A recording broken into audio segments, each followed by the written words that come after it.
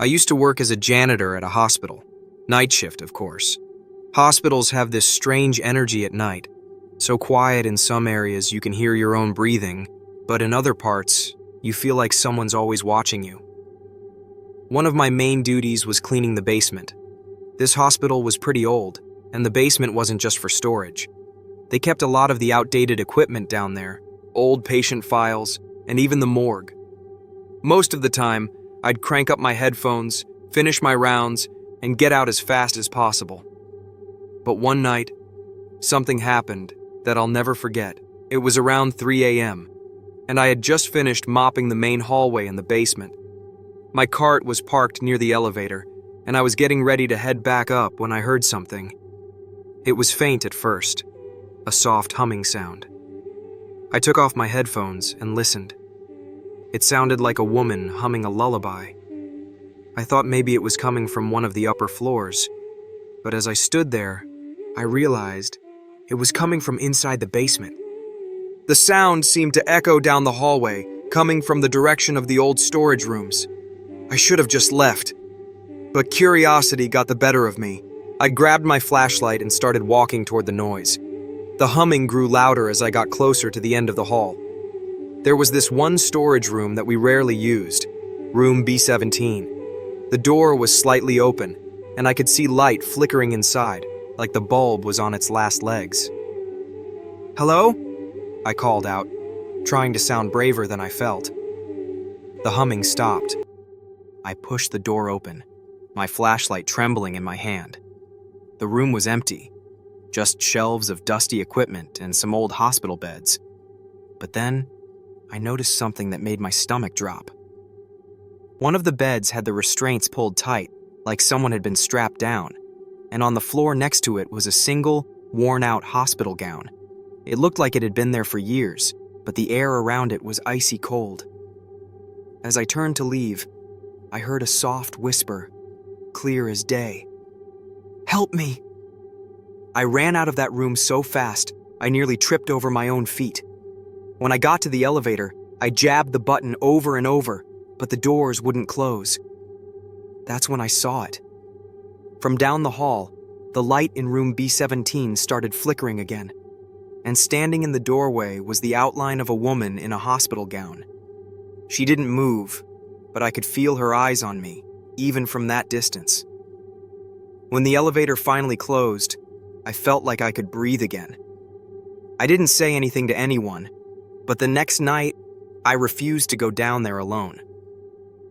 I still don't know who or what that was, but every now and then, I hear from other night shift workers that the humming still happens.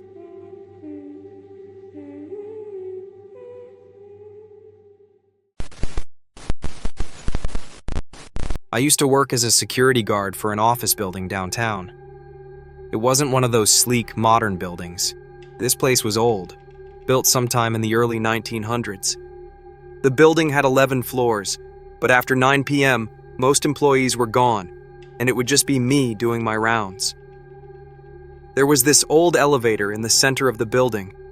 It creaked and groaned every time it moved, and no matter how often the maintenance guys checked it, it always felt like it was on its last legs. The thing about this elevator was, it had a habit of moving on its own. The first time I noticed, it was about midnight. I was sitting at my desk in the lobby when I heard the elevator ding. I looked up, and the screen above the doors said it had stopped on the 5th floor. That wasn't unusual. Sometimes the elevator reset itself. But then, it dinged again. This time, it went up to the 6th floor. I frowned. Nobody should have been in the building. I grabbed my flashlight and headed to the stairs. The elevator kept moving, stopping on the 7th, then the 8th, and so on. By the time I got to the 5th floor, I could hear it, faintly, this weird clicking sound, like someone pressing the buttons inside the elevator. When I stepped into the hallway, it was completely silent. You know that kind of silence that just feels wrong? My heart was pounding as I checked each office. Everything was locked and nothing was out of place. But then I heard the ding again. The elevator doors opened, right at the end of the hallway. I pointed my flashlight toward it, but no one was there. I forced myself to walk closer, and that's when I saw it. Handprints. Smudged, greasy handprints on the elevator's metal panel, like someone had been pressing every single button. I took a step back. That's when the doors began to close. But right before they did, I swear, I saw the faint outline of someone standing inside. I froze, too scared to move. I couldn't see the person clearly. It was like a shadow, but their head was tilted slightly, as if they were looking right at me. The elevator closed, and I heard it descend. I bolted down the stairs, straight to the lobby, and checked the security cameras. I rewound the footage, my hands shaking the entire time. When I played it back, I couldn't believe what I was seeing. The elevator doors had been opening and closing on every floor, but there was no one inside. And those handprints? They just appeared. I quit 2 weeks later. To this day, I won't step into another elevator unless I absolutely have to.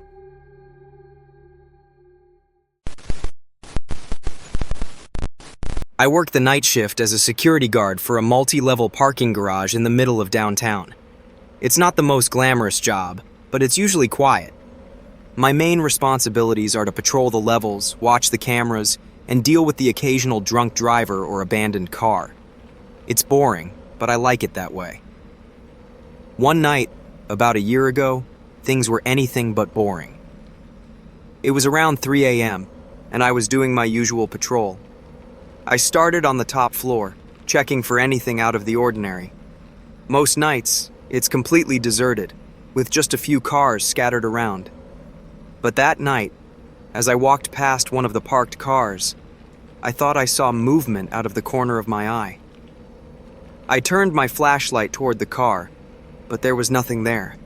Just an old sedan with its windows rolled up. Still, something about it made me uneasy, so I jotted down the license plate number in my notebook and kept moving. As I made my way down to the next level, I heard a noise. It was faint at first, like a soft tapping sound. I stopped and listened. The sound was coming from below me, maybe from the next level down. I took out my radio and called the control room. "You see anything weird on the cameras?" I asked. There was a long pause before the guy watching the monitors responded. "Not really. Wait, actually, hold on. There's something on level 3. Looks like someone walking." Level 3. That was where the tapping sound had come from. I headed down the ramp to the 3rd level, my flashlight cutting through the dim light. As I reached the floor, I noticed it was much colder than usual. I mean, it was the middle of winter, but this was different. The kind of cold that sinks into your bones. The tapping sound was louder now, echoing across the concrete walls. It was rhythmic, almost like footsteps, but too light to be a person. I followed the sound, moving between the rows of cars, but I couldn't see anyone. Then, I rounded the corner, and my flashlight caught something. A shadow. It wasn't just a shadow cast by one of the cars. It was moving. It darted across the wall like it was alive. My heart started racing, but I told myself it was probably just a trick of the light. I kept walking, shining my flashlight around, trying to figure out where it had gone. The tapping stopped. For a moment, everything was completely silent. No sounds from the street above, no hum from the overhead lights. Nothing. And then, I heard breathing. It was soft, but it was close. Too close. I spun around, shining my flashlight in every direction, but the garage was empty. I took a few steps back toward the ramp, ready to call it a night, when something caught my eye. In the reflection of one of the car windows, I saw it. There was a figure standing behind me. I whipped around, but there was no one there. When I turned back to the window, the figure was gone. At that point, I was done. I radioed the control room, told them I wasn't feeling well, and left early. The next day, I came in for my shift and checked the logs. I wanted to see if anyone had come into the garage after I left, but the cameras didn't show anyone. What they did show, though, sent chills down my spine. On the feed from level 3, you could see me walking around with my flashlight, but there was something else. A shadow. It wasn't mine. It was too tall, too thin, and it didn't move like a person. It followed me, darting from car to car, always staying just out of reach of my flashlight. And then, just before I left the floor, it disappeared. I've been working here ever since, and I haven't seen anything like it again. But every time I walk through level 3, I can't shake the feeling that something is watching me.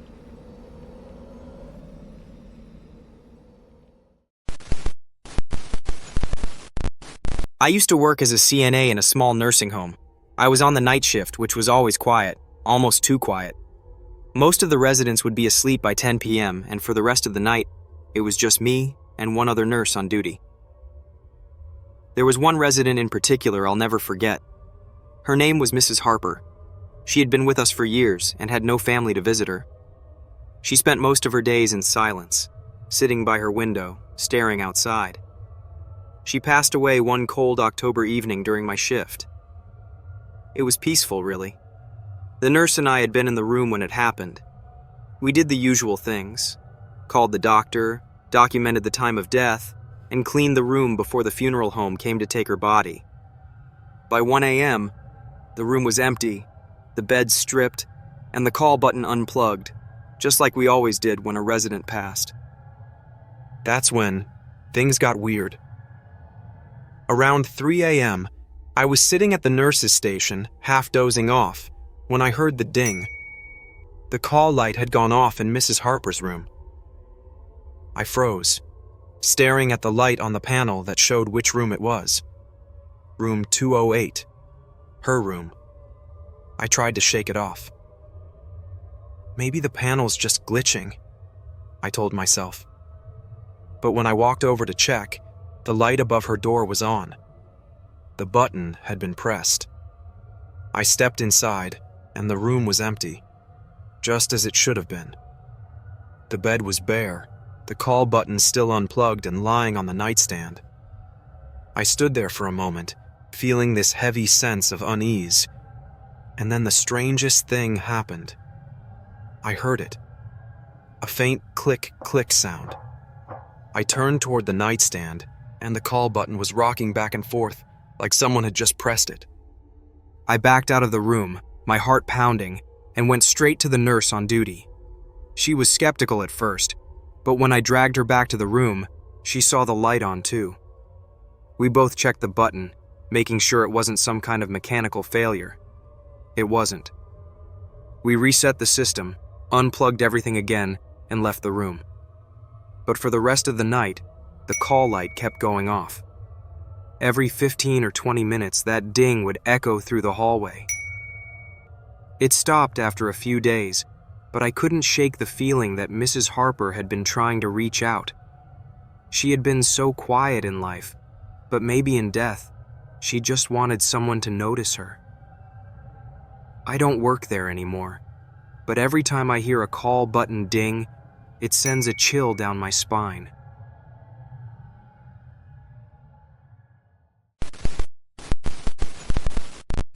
I used to work the night shift at a dog boarding kennel just outside of town. It wasn't a huge place, maybe 20 kennels total, but at full capacity, it could get pretty loud. My job was to check on the dogs, clean up any messes, and make sure they were settled for the night. Most nights were uneventful, just me, the dogs, and the hum of the fluorescent lights.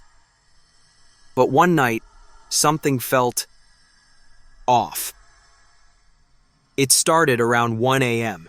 The dogs, who had all been quiet for hours, suddenly started barking like crazy. Not the excited kind of barking when they hear someone coming, and not the territorial kind either. This was different. Frantic, scared even. I got up from my chair in the office and checked the monitors.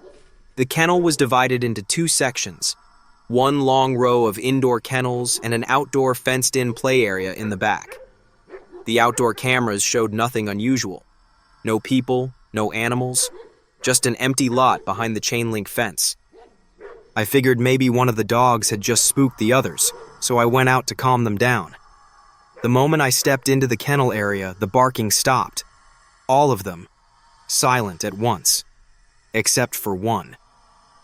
A husky named Ranger was still growling, staring at the far end of the building where the back door was. His hackles were raised, teeth bared. I walked over to check the door, even though I knew it was locked. I pulled on the handle. It didn't budge. I turned back to Ranger. His eyes were locked on the door. And then, I heard it. A slow, deliberate click, like someone was testing the latch.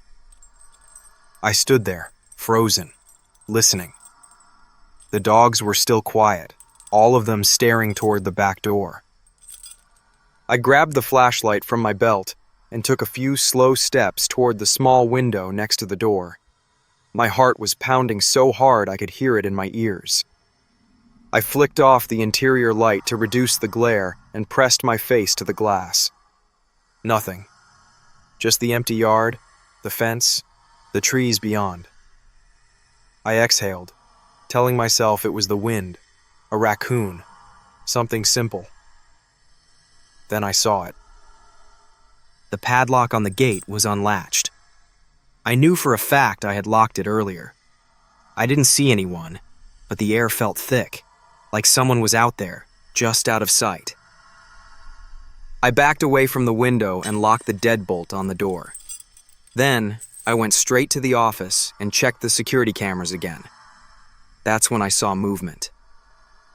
Not from outside. From inside. The indoor camera, the one that faced the hallway leading back to the kennels, showed something I couldn't explain. A shadow, moving just out of frame. It was subtle, like someone had been standing just around the corner and had slipped away the second the camera caught them. Every hair on my body stood on end. I grabbed the nearest thing I could use as a weapon, an old metal flashlight, and slowly walked toward the hallway. I could hear my own breathing, shaky and uneven. I rounded the corner, swinging the flashlight beam up. Nothing. Just the long hallway leading back to the kennels. The same hallway I had just walked down minutes ago. But the thing that made my stomach drop? One of the kennel doors was open. Wide open. It was empty. No dog assigned to it, but I knew it had been locked. I locked it myself before my shift started. I didn't know what to do. I checked every inch of the building, every door, every window. Nothing was broken, nothing was missing. But someone, or something, had been inside. I didn't call the police because, honestly, what was I going to say? Hey, I think a shadow might have opened a dog kennel. I spent the rest of my shift in the office, door locked, staring at the cameras. The dogs never went back to sleep that night, and neither did I. Whoever had been there that night, I don't think they wanted to rob the place. I think they were watching me.